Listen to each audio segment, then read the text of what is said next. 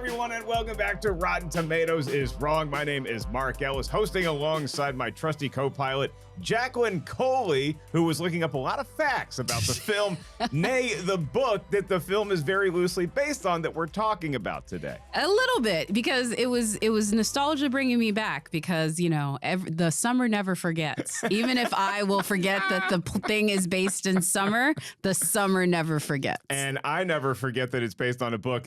Thanks to you reminding me about this fact in the green room that I think I actually read this book in high school. Yeah, Lois Duncan. I totally forgot. I read a lot of Lois Duncan material. And today on the show is a guest that I am so super excited about. It's our friend Heather Grace Hancock. You know her, great performer from NCIS. She's in Criminal Minds, SWAT. You really book a lot of stuff. And so taking time out of your busy schedule to come here and chat with us about 1997's classic I Know What You Did Last Summer. Some people have called it Scream Light. I don't. Because I think this stands on its own. Yeah. I mean, this was part of the, like, what I consider the Sweet Valley High, sort of like with a horror bent. Yeah, like there were these paperbacks that were geared towards teens, and they were like the later series Goosebumps that were meant for like aging up kids. And then there was also like these like YA ones that were like kind of serious. So there was like this. There's also For Keeps, which is based on Mr. and Mrs. Bo Jones, which is about the two kids that got pregnant and they had to figure it out. Like that was the Molly Ringwald movie. That was that one. Yeah. And then guest starring Pauly Shore in that movie. Really? Yeah, For fun. Keeps? I'm never gonna miss. God. You can't throw a curveball past me if it's a Pauly Shore movie. Anyway, but you saw what happened when we did Goofy movies. This is true. This is true. You know every Pauly Shore. Anyway, the whole point being is that they were all part of this sort of that sort of genre, and they were very freaking popular as far as box office. And this one sort of like paves the way, even if they were cheesy. And if you're lucky, the sequel will add a black person. I still Know What You Did Last Summer, and I'm more progressive. Yep. But I still know what you did last Just like summer. the Scream franchise. Like I said, if they didn't want to appear that they were cribbing from each other, they should have made it a little bit less obvious. And there's the shared DNA of Kevin Williamson with, you know, having heavy involvement in both Scream, the franchise, and I Know What You Did Last Summer. We're talking about this movie, A, because it's a classic, B, because Scream 6 comes out tomorrow, and we're very excited about it. It's taking place in New York. It's a whole different kind of vibe now. Grace, let me ask you, you're some weeks younger than I. When did you come across, were you allowed to see I Know What You Did Last Summer when it hit theaters in 1997? I mean, well, first of all, I'm so happy to be here. I didn't mean to like gloss over that. Thank you for having me. Certainly not. I was a pretty wee young age at that time, but also in the household that I grew up in, horror films were the gateway drug to Satan. So we were not allowed to partake. So I watched it much later in life. But I love it. So probably by the time you came across it, it was known that the movie was rotten on the Tomatometer. 44%, 41% audience score, which is the more surprising number of the two that it's that low, because audiences tend to love horror movies, and it's like attracting the teen fan base. Yeah. It's not popular with horror heads, though. It's popular with teen girls. Like, you have to remember, like, this is not what I would consider a purist horror film. The biggest, I would say, contradiction between I Know What You Did Last Summer and Scream is Scream at least pretended that hot people being murdered was not the only appeal. It had the meta horror movie references that I Know What You Did Last Summer doesn't. I've said this. You can always tell when people are in a genre and they love it and could create things from within it as they love it. And there are people that are sort of like deigning to do it, and they're doing it in kind of like a cutesy way. Like, I just don't feel like they don't like this genre. Like, you can tell, like, they're so schmaltzy with it. They're so cheesy with it. Like, they're treating it like a Hallmark movie. I mean, you could look at this movie as being like the Hallmark Oxygen Lifetime Christmas movie of horror films where a guy dies and kids are responsible, and then he's going to come back to haunt him the next summer. Grace, I'm going to turn it to you first. Is Rotten Tomatoes wrong about I Know What You Did Last Summer and that 44% rotten on the Tomatometer? I mean, I have to say, yeah, and I am surprised that the audience score is so low as well. But I feel like even though it's got its things, but it's kind of wholesome. Like we were talking with Hallmark. Like, I was shocked to find it was rated R. I was like, for what? Like, I'm desensitized to shit, but I was like, shouldn't this be like PG? But I think it starts right away. There's no fat to trim. It's fun. It's a ride. We come in on that big, epic freezing cold view on the ocean, and what's his name is like spinning his little charm, and then you're like, oh, what's going on there? So it grabs you right away, and it's very episodic. You have different little sort of chapters for each character. We go from this to this to this, and each one is kind of like its own little thing, like Barry's almost murder, and then Sarah Michelle Gellar are like running through town. So it's like we get this, and they're all kind of like one right after the other. It's pretty fast paced. There's some action. There's some little twisties and turnies. Like I really enjoy it. Like I never get bored. My ADHD brain is like right there with them the whole time, which is hard to do. It's a good ride. And I think that the impetus for the action, for all the guilt and the cover up and all that stuff, like it's a pretty tense scene. They're morons, like these kids, but they hit a guy, and what do we do about this? Our whole futures are on the line here. Yeah. I do love just they were still white, dude. Like they were gonna be fine. They were playing white characters. I mean, facts. Got to shout out my boy, Freddie Prinze Jr. Facts. Yeah. Facts. He was not playing Freddie Prinze Jr. He was playing Tommy. What is he? What is he actually playing? The character's name is Mark Ellis. So he was playing. It's the my least whitest favorite of the white. Yeah. Close. Ray Bronson. Yeah, that's pretty. That's Ray Bronson. Ray Bronson sounds like he comes from a family of cops and he wants to be a poet. Yeah, definitely. That's the name I'm getting. Which is kind of how he plays it as well. Kind of how he plays it. And it would be like Finding Bronson. It would be very that. And he's just like writing in his little shrimp boat. He's just like, today. Dear Diary, ran over the Gordon's fisherman. Tough day. Jacqueline, I'm trying to get a read on you because I don't know how you feel about this movie on the Tomatometer. I know you celebrate these kind of novels still in your personal and relaxation life. I don't know if it translates to the 44% on the Tomatometer for I Know What You Did Last Summer. It's a hard litmus test to have. Like, I don't know what the litmus test is.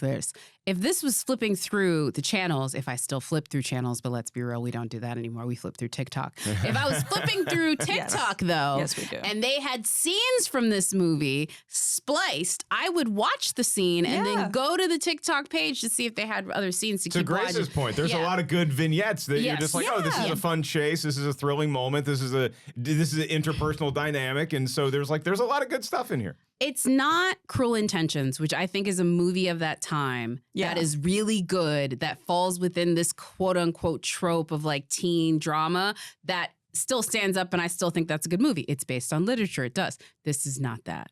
So I can't, basically what I'm saying is this is a very enjoyable bad movie that I would queue up anytime. And I could see how it could be fresh, but I know why it's rotten, and I don't think there's anything wrong with it. Okay, you seeing how it could be fresh is you looking through my sunglasses with this movie, because I'm not saying it's a great movie. It's nowhere close to Scream, but I feel like the redeeming value of this movie, why I think I could get it to fresh. I think Rotten Tomatoes is a little wrong here. It's a little low because the premise is just that good.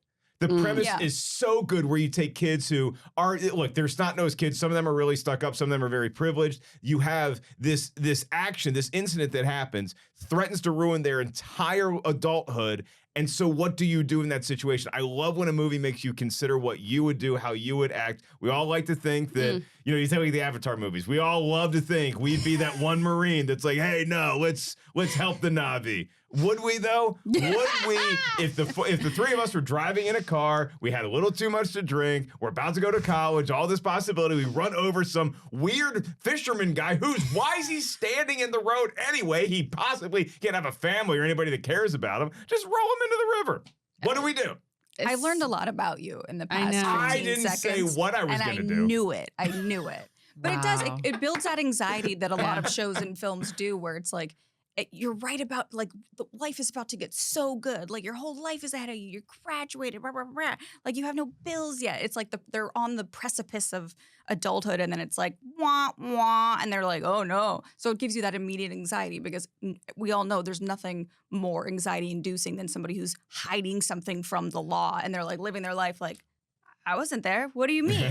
And we're all just like, play it cool. Like, it's effective. And despite the murdering, there is similarities between this quartet and who they were in real life at the time, just because they were on the precipice of their wonderful careers that they've had. You got Freddie Prinze Jr., Ryan Philippe, Sarah Michelle Gellar. Sarah and Fred actually met on the set of this, I think. And Jennifer Love Hewitt was sort of the now known as like the final girl in this movie. That's like the horror term that they use. So written by Kevin Williamson, as we said, who also did Scream 1, 2, and 4. Well, I want to give a shout out on the website, on RottenTomatoes.com. There's 30 great scenes in Rotten Movies is the list, and the chase sequence where our famous hook killer chases Sarah Michelle Gellar all through town made it. Other great scenes in Rotten Movies that they gave a shout out to were the rhino giving a birth scene in Ace Ventura 2 When Nature Calls, and Cher's solo in Burlesque. Yes. Which was a movie that was a lot of hype, and then it turned out to be, but Cher's in it. You know what? Our former editor-in-chief, Joel, I believe that he was the fan club of one that made sure Cher was on that list. Not saying that she didn't deserve to get there on her own merits, but as long as Joel was editor-in-chief, she was going to be on that list, so I can't really like have her own it on her Cher-ness alone. Fingerprints still around. Joel is a huge Scream hawk. I can't wait for his thoughts on Scream 6, and I'm excited to see Scream 6. I still have to finish Scream 5. You haven't seen Scream 5? I've seen parts of it. It's like the disappointment weighing on my chest. Look, you guys know my schedule. I mean? I go home after I do my stand-up shows at night. I go home, I have some herbal remedy, and I watch a movie, and I usually make it about an hour in, and then it doesn't. I'm riveted by the film so far. I love what they're doing. I have my thoughts as to who the killer might be. I'm just gonna say I think it's Jack Quaid. I'm not making eye contact with anybody. That's who I think right now. About an hour in, and I'm very excited for Scream 6. So we're prepping for that. Sorry. We can't talk about it. My hand was so powerful it stopped you in your tracks. Don't know. Yeah, no, Grace. But how do we know that Molly isn't waiting to see who the killer is too? You're napping. Maybe she's not. Okay, the Wonder Dog is snoring at least 40 minutes before sometimes my dogs snore when they're awake. So I was gonna say, your dog is like queen, like underneath everything? your feet, napping and like snoring and yeah. For those of you listening or watching us, and you're relatively new to the show, Jacqueline, Grace, and me, if you combined all of our dogs, you have one like quote real dog. You have like one like giant tiny. Labrador. If you combined all of us and mutated them together. Let's do the synopsis, Jacqueline. Tell me what this movie's about. Then we'll hit up our good friend Tim Ryan for what the critics were saying at the time this came out. Yeah. So this is the quote unquote for popular kids in school. They're the, homecoming queen, the very rich bad boy James Spade type, the jock, and the bookish girl with the great rack. Sorry, that is actually not very nice to Jennifer Love Hewitt, but that was literally her. It was basically her persona in it. But we were all thinking it. I was looking at her eyes. I mean, you definitely have, your Ginger and Marianne, the vixen and the girl next door we're doing here, right here. So these archetypes of the new Breakfast Club are 4 friends, and it is the last night before summer vacation. They are out, they are young, they are living life. They're about to all go off to school, and tragedy strikes. They're drinking on the beach. Yeah, they're drinking on the beach. They're, doing other stuff on the beach. Doing premarital things, screen. teenage things. And all of a sudden, on their way back, when they're feeling the time of their lives, screaming up on the rooftops, they hit a man in a fisherman's coat, and they agree they're never going to say anything. Like, we killed this guy. We're never going to tell the truth because it's going to end our lives, because we would be killing somebody while we're drunk driving. And my guy Freddie's driving. Yeah, and Freddie is driving when this happens. And sober, but he has liquor spilled on him, so nobody would believe Nobody would believe him. They're definitely going to be in trouble. There's no way they're going to get out of this without them doing whatever. They all make the pact. They decide to do whatever they're doing. At the end, they end up coming back 1 year later back to the town, and they get the note that goes to Jennifer Love Hewitt, scrawled across in very iconic writing. What'd it say? I know what you did last summer. That's the movie. That's the title of the movie. And the hijinks ensue as they are hunted and stalked, and some of them killed throughout the movie. Oh, those poor bastards. Yeah. Then a great sort of, I wouldn't say necessarily a precursor to like a post-credit scene that we get in MCU movies, but there's a pretty cool, there is. Pretty cool stinger. That, with very arguably Carrie-like. the steamiest shower I've ever seen in my entire life. all I could think about was like, this woman's about to burn to death. Like, that's not, it ain't right. I've been in the steam room at my gym, and it's not half as steamy as that shower. So that's good. Whatever university she's at. Poor ventilation. Yeah. That is really, really poor ventilation. But anyway, that sets up the sequel, which, do you know how many of this film has? Oh, God. This has... Well, doesn't it technically have 2 legit ones and then like And then there's two a show that illegitimate was a bastard reboot. children. There's 4 of them. Oh, yeah, there's 'cause 4. the show. There's 4 like iterations of it. I know what you did last summer. I still know. I'll always know. No, and I'll never And I forget. forgot. And I'll Oh. never forget. It escapes me at the moment what He we did gets older last and older, summer. and he's like, "Why am I mad at all of these kids?" Yeah. A lot of good sequels, a lot of shows, a lot of bad sequels, but we're talking about the OG, the original, the one that started it all. A year after Scream. I know what you did last summer, so let's go to 2 Minutes with Tim. This is our buddy Tim Ryan. He's our review curation manager at Rotten Tomatoes. He's going to tell us what the critics were saying at the time, way back when we were so young, 1997. 2 Minutes with Tim. If you were a teenager or young adult in the mid to late 90s, it's likely that Kevin Williamson left an indelible stamp on your pop culture memories as the writer for the first 2 Scream movies and the creator of Dawson's Creek. Sandwiched between Scream and Scream 2 was I Know What You Did Last Summer, and all 3 of them shared some of the same elements. All 3 featured a bunch of fresh-faced stars, soon-to-be household names, and all 3 trafficked in lots of old horror movie cliches. However, while critics praised the way the Scream movies mocked and subverted said cliches, many also felt that I Know What You Did Last Summer simply recycled them. I Know What You Did Last Summer is rotten at 44% on the Tomatometer with 75 reviews, and it has a 41% audience score. And just for comparison, I Still Know What You Did Last Summer from 1998 is rotten at 7%, and I'll Always Know What You Did Last Summer from 2006 is rotten at 0%. So what did the critics have to say? In a rotten review, Rosalind Bentley of the Minneapolis Star-Tribune wrote, "Even though the murders are gruesome, the film is not scary, nor is it clever. We've seen this many times before, but with different titles and different stars." However, in a fresh review, Derek Ellie of Variety wrote, "Just clever enough to rise above the usual fodder, its appealing cast and technical confidence go a long way toward paving over narrative and character lapses." The Rotten Tomatoes critics' consensus reads, "A by-the-numbers slasher that arrived a decade too late. The mostly tedious I Know What You Did Last Summer will likely only hook diehard fans of the genre." So that's I Know What You Did Last Summer. Let's kick it back to Jacqueline and Mark. I know what they did last summer and the summer before last, but I'm sketchy on what they did any of the summers before that. Tim, I'm glad you brought that up because that's a perfect transition to my first question for Movie Talk. Hit the music, Brian. And that question is, does anybody remember what they did last goddamn summer? The last 5 years just all kind of blend into this Vitamix, and it's just this weird smoothie of memory that I drink, and I have no idea where, what did I do last summer? Yeah, I don't use remember. movies. I use movies to like mark the passage of time. Okay. Like if I remember where I saw a movie, I can remember generally what I was doing before or after that. But anything other, like if I don't go to an event, time doesn't matter. I'm trying to think of one movie I saw last summer. I mean, I don't know where I was Strange. 3 hours ago. Like, Okay, yeah, the Doctor Strange, the MCU Phase 4. You don't know where you were last week. I no. Well, and also I feel like outside of school or normal jobs, it's like there's no like, oh, it's summer break, so it's like every day is the same, I don't know. Can you mark the passage of time with like the different gigs and like jobs roles that you've played where it's like, oh yeah, that was November because I was on NCIS, but then it was October, so I was doing SWAT or No, it immediately. I have too many sides to memorize. Like I can't remember.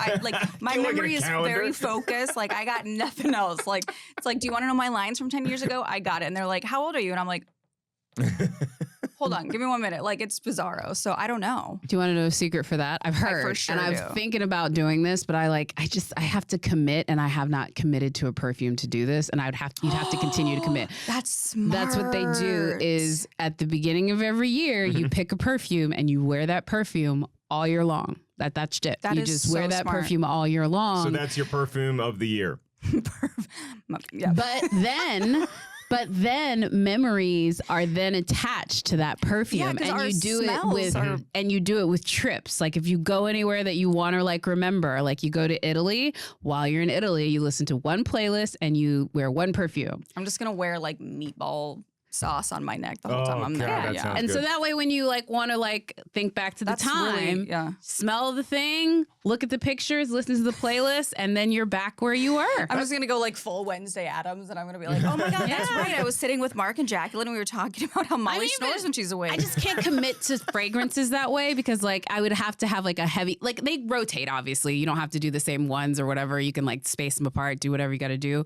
But the idea of like committing like that, I would need like 30 in the rotation and my moods like just don't go that. Yeah. You know what's so funny about that comment is that there's a cologne that reminds me actually of I Know What You Did Last Summer. Really? Because this movie is basically sponsored by The Gap. Like this is when the khakis, the sweaters, like all the stuff that particularly Philippe and Prince are wearing in this, it's like you guys went to The Gap and you just cleaned it out. There was a cologne that the Gap made that was called Blue, I think number 455 or something. It's still my favorite cologne of all time. I have no idea if you can still I get it. had no idea Gap made sense. It was great. Oh my God, it was so great. That is the worst thing though when they discontinue a fragrance. Yeah, because That I got is the used worst. to it. Yeah, How I got my first girlfriend, and now It's can't like get her Trader back. 'cause I Joe's. don't Like have they're the- like, did you like? You'll find the most delicious snack you've ever found in your entire life, and then they're like, it's here for 1 week only, and you're like, why do I come here? It's gone Like, forever. That's why yeah. Starbucks is seasonal. Oh. This movie talks about the summer, but Grace, I want to talk about your upbringing because Wow, if way to horror transition. Movies, if horror movies were shunned in your house, you must have you were probably aware that like the Scream and like I Know You Did Last Summer were coming out. So was it like the super exciting sort of secretive opening the Ark of the Covenant moment when you finally got to like pop in that DVD? Yeah, tell us about the trauma of you discovering horror. Ooh, I mean, how much time do we have, guys? My upbringing was so fun. No therapy needed. No, I think it was I like literally was like, that's like a hard transition to people that have had rough childhoods. Like literally, like if you turned it, that's why I felt that. I was literally like, let me talk to you about your upbringing. That is a triggering sentence. Talk about your upbringing. happy upbringing over here is like, let's talk about mom and dad. That is the sentence from a person that had a good childhood, ladies and Love you, gentlemen. Mom. Miss you. And she's just like, that's my boy. And me, I'm My like, parents are like, I don't know what where are she you lives. talking about? Them fighting words. Who told you? Your upbringing in terms of watching horror movies. Sorry, that's so good. Yeah, we're absolutely connected like this now. I mean, I feel like anything that was like fun or interesting or stylish was all banned. Like happiness is maybe a better way to put it. You couldn't have any of that. So I didn't discover any of it until much later in life, honestly, which is hilarious because I'm such a weird, spooky lady. And so when I did, it definitely was that. But it was also like it was extra fun because I was like, oh, I'm doing something rebellious. Like, So I was like Scream, I love. Like when I watched Scream, I was like, that's right there. And I remember being very like, oh no. And then it like went, it snowballed and I watched everything. Right. I mean, this was kind of like continuing that IV drip. Like people were so hooked on Scream. It's like because Scream 2 came out the next year, as Tim mentioned. And so I Know You Did Last Summer kind of wedged in between there. But I mean, again, I just feel like this movie stands on its own two legs because of that premise and some of the chase scenes. So like what's the scene that stands out for you the most? Like you mentioned, you love seeing all these individual action sequences and like some of the interpersonal connections. What's the one that gets you when you watch this movie? I mean, I have like a sort of like beta answer because Ryan Phillippe in this is so hilarious, like unintentionally, but like I love it. So I like his almost car murder scene. Oh, right. Yeah. He's just so grouchy and like he just goes from 0 to 1,000. But I think if I had to pick, I like the ending scene. I like the climactic of her just like in this like mini House of Horrors boat that has 70,000 cupboards and locks and ice boxes. And she's just like trekking around and actually trying to get away from him, which is what I would be doing. I'd be finding a weapon and then doing that. But I like how she just keeps going. Yeah. Like I would not know where these nooks and crannies are going. Jennifer Love Hewitt really maneuvering that end scene pretty well. I would love to one day, and in fact, if anybody from, actually I know some people over at the MTV and Paramount Networks would give me the MTV Movie Awards from the year that this was there, because the scene that I love was the same scene that they parodied in the MTV Movie Awards, which is the one, what are you waiting for? What are you waiting for? Oh, yeah. Don't you see? He's got us now. Okay, this is exactly what he wants. We can't go to the police, not now. He's made sure of that. He's just out there and he's watching us and waiting. What are you waiting for, huh? What are you waiting for? First of all, on its face, dumb. Like, She's Who fed are up, you Jacqueline. screaming at, girl? Like, legitimately, they're all being hunted, and either he's going to pop out and kill you all, which then they're going to be mad at you for taunting him. Sure. Or two, it's like he's just sitting there looking at you like it's just, this is not going to go the way that you think. Anyway, so I love that scene It's because best to not taunt killers. For those listening, try not to taunt murderers. Yes, the entitlement and sort of like absurdity of these people and this whole premise is just laid out in that. Because y'all know what you did. You know what you did. Like, I know. you know that, like, the fact that y'all believe that there would be no consequences to your actions is the biggest Why is comedy this guy hunting of us? this. Well, You did murder somebody. I want to. Well, no, they didn't. They just But- hit and severely, Great maimed. twist. True. I feel like these kids don't get enough credit for how well they disposed of the body. They got their together pretty quick. They hit him. No other car has approached for 5 minutes. They managed to get the body in the trunk. They managed to get it down to the water. They pushed it in the water, sinks down, wash your hands clean. I'm not saying that's what I would have done. Okay, Mark Ellis is going to Johnny Law on this, but I'm just saying they really did a good job. They played above their pay grade as far as like covering up a potential murder goes. I mean, again, given who they are, like we're currently watching a murder case literally right now play out in North Carolina that is very along the lines of this right now. And honestly, I think they would be on the stand like this dude right now trying to hum and a. Yeah. Like I think they would have gotten caught under honestly any other circumstances. Remember, this is before DNA was prevalent. This is 98. Like just the concept that these two would get murder was so much easier before DNA evidence. Like people just ain't that the truth? Just murdered people and my buddy nobody does a knew. joke about that that's so funny that kills me. Really? Yeah. That kills you. Oh. Oh yeah, I see. I just walked right. I just walk into these. I didn't even plan But that. no, but like legitimately, it's like legitimately they couldn't find you. Oh yeah, no, and for like 40 years they'd be like, yeah, we don't know. Well, especially if you don't have any like this. If you have to hit somebody in this particular town, Yes. you pick the right target because nobody knows who the hell this guy is. Nobody They said didn't even he know. went missing. They hit. Did they know who they didn't know who he was when they hit him at first. They No. just knew like Yeah, because there's a great line where Dude. there's like Yeah. exposition line where they're like, "Who is it? I can't tell. His face is all messed up." And you're like, "Oh, I bet they're trying to tell us we don't know who it is." This is gonna come back later. Yeah, And getting then, hit by your daddy's car tends to do that to a face. Sure. absolutely. And then also too, let's remember this was playing on the Hook legend. It was supposed Yeah. to be playing on this idea of like, the Great story. murdering fishermen. Yeah, where it's Captain like Hook, there's yeah. it was the way it was always told to me was there's like a couple in like the back seat, they're at makeout point or whatever. Yeah. They're starting to get a little fresh, and then they're listening to they have the radio on because what's He's working on our sexier. snaps. Yeah. Hey, but while we make out, let's listen to AM news radio. Yeah. Everybody wants to hear that while they're banging. And Sure. so they mentioned, oh, there's an escaped guy. He's got a hook. Look out for a guy with a hook. And then they hear something scratch in the car. Ooh, and yeah, then yeah, yeah. he gets out of the car and he just sees the bloody hook hanging Oh, there. my Oh, it's God. so good. Is there the question I guess I have, because I do, like I said, I like the setup of this movie. Yeah. And I think that it pays off well. Grace, is there anything that like legitimately gets you scared in this movie? Because again, you're a professional horror movie watcher by this point. What is the scariest moment in this movie?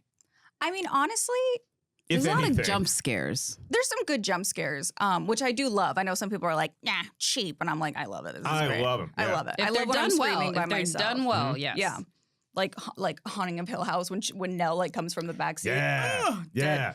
I think for me it was when he dove in to get the crown because I'm super hydrophobic and I was like I would let every single person I love just sink right to the bottom like you're on your own. I'd be like Chihuahuas maybe that's it. But when she The opens the Chihuahuas trunk, would be fine though. Like, let's be real. they're born to swim. They even do it. You just hold them above water and they're ready to go. Imagining her little dog Baxter just paddling to shore after murdering His someone. little Snoop. Oh, man. But it's when she opens the trunk and for whatever reason, what's his name? Max is in there and he's deceased, we suppose. Well, he is. Yeah. But all the crabs crawling on him and Oh, like out right. of his mouth, like That's when I legitimately screamed in this movie. I was literally just like, he's got cockroaches in his mouth, and he's like, I hate that scene. I think when the killer is chasing Sarah Michelle Gellar's character around like during the beauty pageant night, that's a good sprawling. I mean, they're running through half the town. You're getting your steps in. She broke a cop car window. Where did they film this one at? They were in is it North Carolina that they were actually in, or were they in Savannah? I heard they filmed someplace weird. Like they didn't. It was filmed in different locations. It was filmed in South Carolina. That's what it was. The boat scene at the end was filmed on an actual boat in the Cape Fear River. Oh, really? Oh, damn. I did know because I think it is South Carolina because Myrtle Beach, like that's the other kicker is like Myrtle Beach is big on filming because you can film outside of the summer season and it looks like, like this freezing. Really like, also why it looks fucking cold in this whole thing. Like, again, it for looks freezing summer, the whole time. why does nobody have on anything resembling a summer outfit? Like, even Jennifer Love Hewitt in that, like, iconic scene, she's got a sweater around her waist. Which she was wearing at one point, and they were like, you gotta show some skin. And she was like, like, miserable. Just, like, dying. You could totally tell. Also, I will say this about this movie. I love the look of it. I give it bonus points for the look of it. That marshy, swampy, you can smell the racism, but it's like buried underneath skeletons type stuff. You know what I mean? We have like our hill people interload with Annie. Yes. Like again, it's baked in. The racism in that stuff is baked in, but there's some really, really great Southern Gothic imagery with it. And producer Brian weighs in. Both of us are right because it was filmed in North Carolina, but the town is Southport, North Carolina. So we get some South, we get some North, get a little bit of everything. Thank you, Brian, for that. Thank you, Brian. And the what are you waiting for scene is another good, where it's just like, what are you doing? I don't like that scene is great for a trailer. For a moment of anguish That's that a they good later point. cut out of the film. Yeah, exactly. Otherwise, it's a trailer. Where was the yelling part? Yes, exactly. But that's in the movie though. She does do the whatever. But it's scene. from like a drone. Like they don't even give her big up. No, like it's from like it's totally ineffective. But we can You're also just like, what are you doing? Back up and talk about the rest of that scene because like for some reason Anne Heche is here and just like very like everybody needs super creepy. You need an oracle moment. Like by the way, this is a very standard, oracle moment. That's all that is. Is like you need to give somebody that's kind of like in an even more stereotypical movie, that woman's doing voodoo. Like, right, you or know like what the I mean? priest in an Exorcist movie. Exactly. Okay, like that's she's like in the backyard, like skinning squirrels. Yeah, like, what is she doing? And you're just like, why are you here? Yeah. What's happening? Exactly. But if you can get Anne Heche, go ahead and do it. Sure. And that's what what that character's meant to be. It's just somebody that adds that much more expositional mystery and terror and another weird person to suspect. And another weird person to suspect. That's all they serve. We have this question here that I bristle at, but I'll put it to you before I weigh in with my 2 cents. Out already. The question is, and I guess producer Brian put this here, isn't the note she gets kind of cheesy? Yes. I say the no. Original note? Like the I know what you did last summer. I think that's awesome. No. If I'm the one that got run over, I am torturing these kids, and the handwriting is too good. I will say that. The handwriting is too good for that man. There's no way that's his handwriting. You know what? Good calligraphy on that guy. You can't trust people who use Sharpies. And he's got a hook. How's he writing that? This is fair. Sorry. Well, it's not like an actual hook. He holds it with his hand. I haven't seen him let it go. For the camp of it, it's brilliant. He lets go of it at the end. For the camp of it, it's brilliant. Let's be honest. This is like literally like kind of like a drag queen horror story because like he gets costumes and accessories. Totally. He sends like burn notes. You know what I mean? Like he's very like he's very like I'm going to seek my revenge theatrically. And he's not trying to go about like just straight. This is not Get Carter. Like he's building it up to torture them as much as possible. Right. He made a conscious decision when he hooked himself out of the water and he said, I'm not going to the cops. I'm not reporting this. I'm going to do this on my own. I'm going to take a year, get to know myself, rehabilitate, and then I'm gonna murder a bunch of teens next summer, and it's going to be fun. I'm going to have fun doing it. He was just sitting at the bottom of the beach, like planning all of this, which is like the weirdest scene. I'm like, why did you sink, sir? Like swim, like just go back up. And he's just like, And you're like, what are you doing, dude? Like, bodies don't sink like that unless you exhale all your air. So he's just sitting down there, like, plotting. That's what I like to imagine. I think the note's great, and I think the end, I still know, is just, it's chef's kiss. I do like that. I still know. On the mirror, on the shower. That's clearly, Freddie likes to crack jokes. Yeah. You know, Michael Myers just likes to stare. Yeah. And this guy, he's got a little sense of humor to him. He's got jokes. He's got some playfulness about him, but he also is just there to murder you. He's definitely there to murder you. I love them busting through the shower. Even the handwriting so is extra. camp. Even the handwriting is camp. The handwriting is way more like he's doing those lines the way he's doing them on purpose. Like he could just write it out clear, legibly, but he's making it more he's of a thing. He's a cerebral guy. He does have a theatrical background. He spent a year finding himself, like really getting in tune. In another life. It is based on that. You know, we talked about like the guy with the hook hand. Do y'all have any good urban legends that you enjoy like that? The hook, or the other one was, I think there's like a couple in a room somewhere, and there's like, again, escaped convict on the loose, and look out, and it's like got a hook or something. They hear scratching at the door. Or maybe the lover went out to go like look and see what was making the noise. Then this woman, she hears scratching at the door, and she's like, "Oh no, that's got to be the guy with the hook. I'm not letting him in." It turns out it was her lover who had been severely injured by the guy with the hook, and he was scratching at the door because he couldn't talk, and he was just scratching his fingernails off. We do more like hood legends. Like it's more about like legendary moments. It's sort of like you remember at the beginning of Neighbors, where they're like talking about like great moments in like frats, where it's like, oh, our frat invented this, but really like nobody's frat. Like that's more about what we have. It's like, oh, did you hear about that brother that got away with doing this? It's like, let me tell you what he did. You know, like that kind of thing, like legend and fable type stuff. We weren't being like, let me tell you about like the crazy scary stories. Yeah, again, we have scary enough things going on. I don't know that there's any basis in reality as far as like this hook, like if ever actually happened, like there was some escaped guy, but like those are sort of the urban myths. The other one that my dad always told me that he never believed, but he said that the high school boys would always tell it to the high school girls so they'd get scared. Is he grew up in like the inner city sort of DC, but there's like some woods not too far away.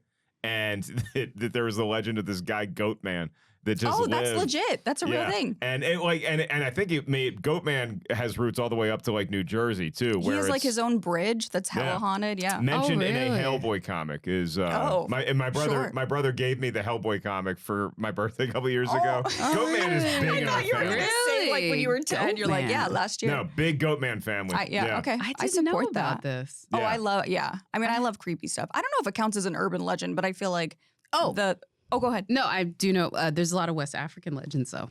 Yeah. Oh, yeah. Mami Wata. There's like that. Yeah. And like Brer Rabbit and that kind of stuff. There's stuff like that. Yeah. What's yours, Grace? Yeah.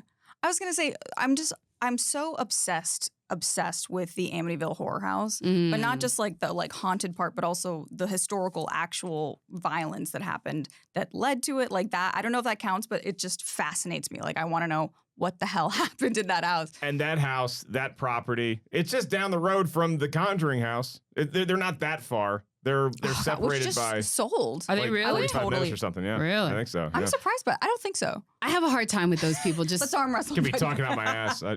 When I found they're out both in the Northeast. Watch, they're like neighbors. We're like, they might be. And honestly, a concentration of weirdness like that, not surprising. When I found out how much those people that did the Amityville were like con artists, that's what I was like, oh, maybe not. Like the couple who moved in after? No, the people the lawyer. The people who call themselves clairvoyants and mediums, they may have experienced. Oh, you're talking about Ed and Lorraine Warren. Yeah, those people. They may have had things at one point. Those people. They may have had something happen to them at one point. But towards the end, it was just the scam. Like the scam was the scam. Like there may have been some decency at the beginning. I don't want to go against their legend. But towards the end, they were just scamming to scam. You know who they needed to run into was Walter Peck from Ghostbusters, the guy who says that it's a fake electronic light show. You put Walter Peck from the EPA versus the Warrens, and you really make them prove that they're seeing the Nun or Annabelle or whatever the hell they're dealing with that week.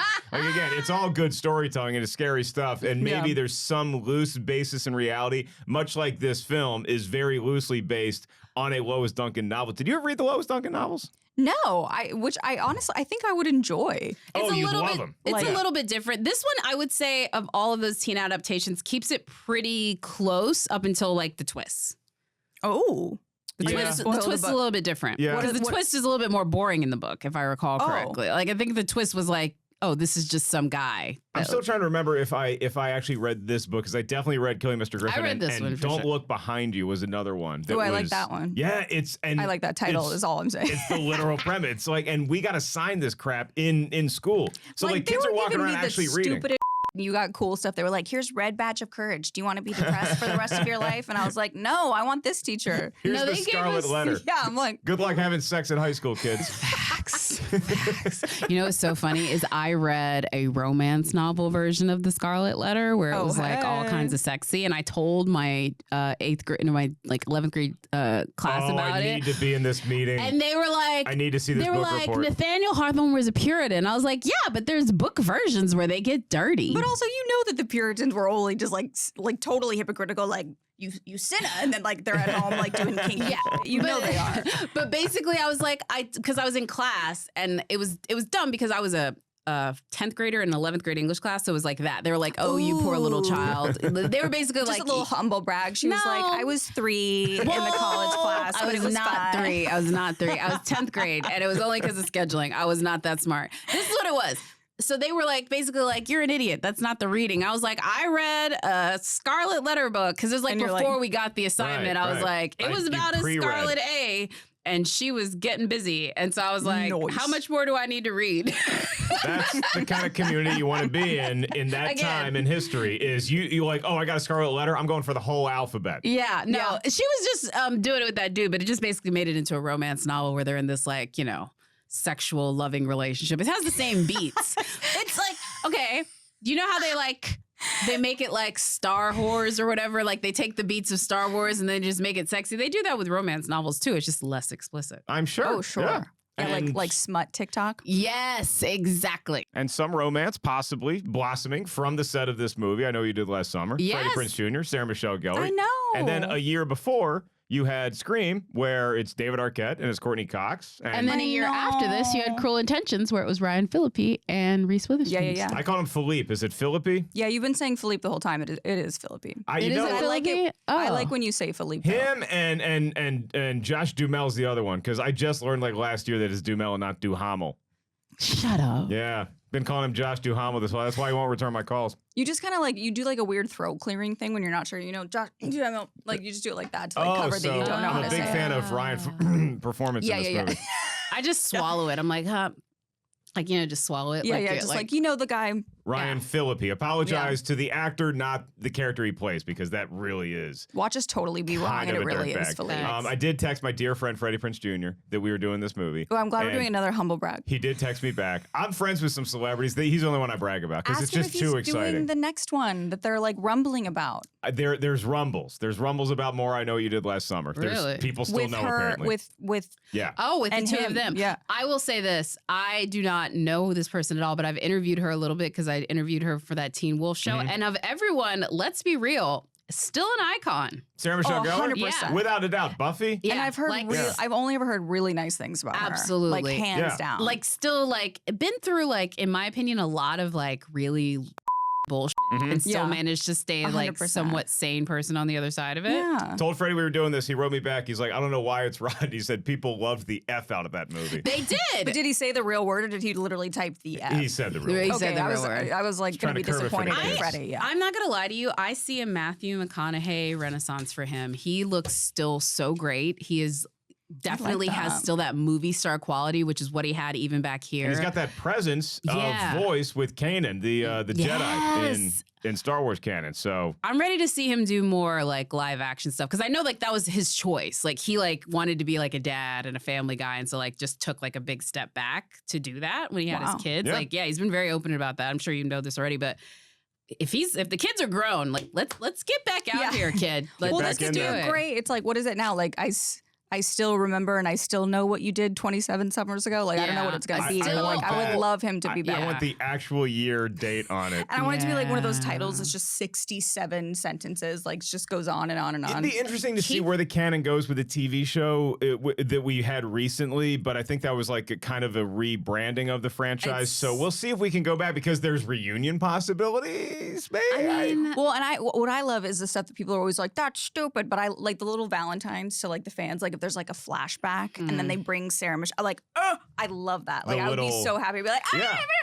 Did you see Flatliners though? Like I liked Flatliners, and that was like one of my movies like this from back in the day. The original 1990 film. Yeah, and I didn't hate the remake, but like Kiefer Sutherland shows up in it, right? Yeah, I wish that it wouldn't have existed if it's gonna be, you know what I mean? Like I didn't mind it. I still was about it, but a lot of people weren't. Have you gotten to a particular part in Scream 5, either of you, that might be relevant to this conversation, but I'm not spoiling it if you haven't? Go ahead. It's too good. No. Well, they have like totally CGI'd Billy Loomis come back. That's right. Yeah. And I literally was like, it's cool. It's a cool device, and I don't think I'm done with that yet in the movie. Oh, 100%. Because I've seen him pop up a couple times. And it like is there for a reason. Like later in the film, you're like, and it looks like it's sick. It looks good. I was watching. I was like, that Skeet taking care of himself. And it looks exactly like how he looked. And he was there. In the first one. He was like a physical presence when they did that, and they like de-aged him. Didn't even tell CGI the first time. I'm like, that guy's doing cryotherapy. Good on him. Are we excited for more Screams? Yes. Can you guys do them till the end of the time? If they make Jenna Sydney. Okay. Like they really need to, in my opinion, build a franchise around her. Yeah. Like they need to like bump the final girl vibe right now. Like if they make her the final girl, I think you can build around that for forever. Just watching her on stage with Aubrey Plaza on Sunday night I was like, so great. Just keep doing it, girl. Aubrey has made a career out of this. Yeah. You can make a lot of money out of being over it energy. Oh, and so looking good like to know. That. Yeah. Cream 6 coming out tomorrow. I'm still about an hour into 5 Cream, as I call it, but I will finish it before I see Scream 6. Okay. And so that's my. Let me know what you think when you finish it. I will. That's my solemn promise to you and all of our listeners. I'm going to hold you to it. I will finish 5 Cream probably in the next 48 hours. We don't have a lot of time left, but I do want to get to this mailbag because this is insane. Brian, hit the music. We always love when y'all email us. Rotten Tomatoes is wrong is the name of our podcast. RT is wrong at rottentomatoes.com is the email address. You can send what Kevin and Carla did, very, very fresh members of our catch-up crew, because they are on their boat in New Zealand during a cyclone. Serious. This is an all commitment. Caps. What a crazy world, but we love the show. I hope y'all are okay still. We just realized you missed an awesome movie, Natural Born Killers from 1994, which is 48% on the Tomatometer. More than 81% on the audience score. So I guess the audience got it right. Crazy, just like our wildlife on the ocean. Cheers, Kevin and Carla. Do you think Kevin and Carla live on the boat? Like, I bet they probably do. They might be right now. I hope they're okay. We're just going to assume that Kevin and Carla are fine because they had enough reception to email this. They're tough. They're New Zealanders. They can handle a cyclone or two. And honestly, there's just as many terrifying things that can attack you on the ground in New Zealand and Australia. So like, I don't think the cyclone is scaring them on the water. I'm about Natural Born Killers, directed by Oliver Stone, written by Quentin Tarantino, but he disavows it. Really? Why? I haven't seen it. Stone changed it. Yeah, Stone changed it a lot.